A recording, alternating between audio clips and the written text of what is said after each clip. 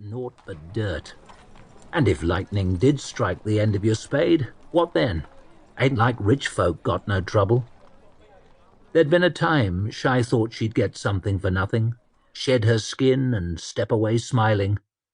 Turns out sometimes the shortcut don't lead quite where you hoped, and cuts through bloody country too. Just the rumour of gold turns 'em mad. Whist took another swallow, the novel on his scrawny neck bobbing, and watched two would-be prospectors wrestle over the last pickaxe at a stall while the trader struggled vainly to calm them. Imagine how these bastards will act if they ever close hands around a nugget. Shy didn't have to imagine. She'd seen it and didn't prize the memories. Men don't need much beckoning on to act like animals. Nor women neither, added Whist. Shy narrowed her eyes at him. Why look at me? You're foremost in my mind. Not sure I like being that close to your face. Whist showed her his tombstone teeth as he laughed and handed her the bottle. Why don't you got a man, Shy? Don't like men much, I guess. You don't like anyone much. They started it. All of them? Enough of them. She gave the mouth of the bottle a good wipe and made sure she took only a sip. She knew how easy she could turn a sip into a swallow, and the swallow into a bottle, and the bottle into waking up smelling of piss with one leg in the creek. There were folk counting on her, and she'd had her fill of being a disappointment.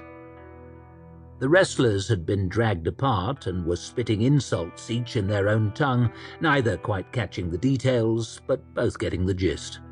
Looked like the pick had vanished in the commotion, more than likely spirited away by a cannier adventurer while eyes were elsewhere.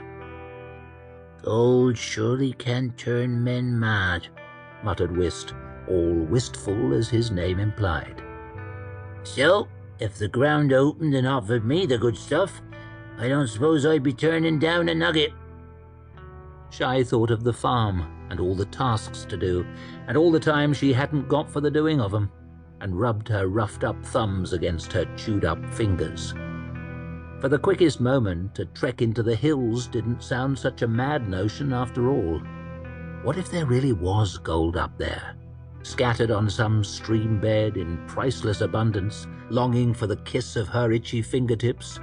Shy South, luckiest woman in the near country. She slapped the thought away like a bothersome fly. High hopes were luxuries she couldn't stretch to. In my experience, the ground ain't giving aught away, no more'n the rest of us misers. Got a lot, do you? Eh? Experience? She winked as she handed his bottle back. More'n you can imagine, old man. A damn stretch more'n most of the pioneers, that was sure. Shy shook her head as she watched the latest crowd coming through, a set of union worthies by their looks, dressed for a picnic rather than a slog across a few hundred miles of lawless empty. Folk who should have been satisfied with the comfortable lives they had, suddenly deciding they'd take any chance at grabbing more. Shy wondered how long it'd be before they were limping back the other way, broken and broke, if they made it back. Where's Gully at? Asked Whist. Back on the farm, looking to my brother and sister. Haven't seen him in a while. He ain't been here in a while. Hurts him to ride, he says. Getting old. Happens to us all. When you see him, tell him I miss him. If he was here, he'd have drunk your bottle dry in one swallow, and you'd be cursing his name. I dare say, Whist sighed. That's how it is with things missed. By then, Lamb was fording the people-flooded street, shag of grey hair showing above the heads around him for all his stoop, an even sorrier set to his heavy shoulders than usual. What did you get? She asked, hopping down from the wagon. Lamb winced like he knew what was coming. 27.